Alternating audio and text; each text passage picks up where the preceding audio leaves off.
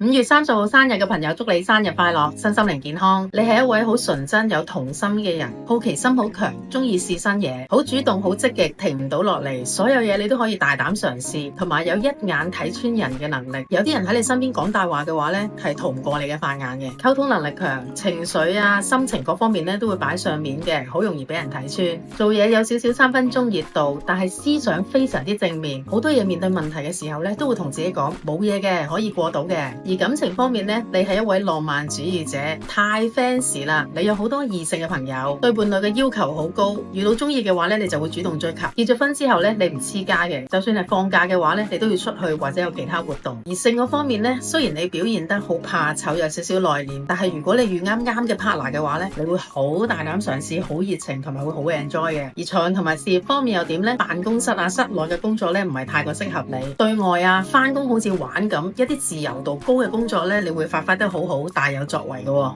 錢嗰方面咧都幾旺嘅，但係要揾啱一啲自己真係中意做嘅工作，錢咧就會自動送上門嘅啦。而你嘅生命課題係啲咩呢？你唔會向困難低頭，你好熱愛自由，好奇心好強，好中意玩，但係有冇自己嘅目標呢？一啲你真係想要具體嘅成功或者係生命嘅意義，係要腳踏實地先做到噶。咁你已經揾到你人生嘅目標未呢？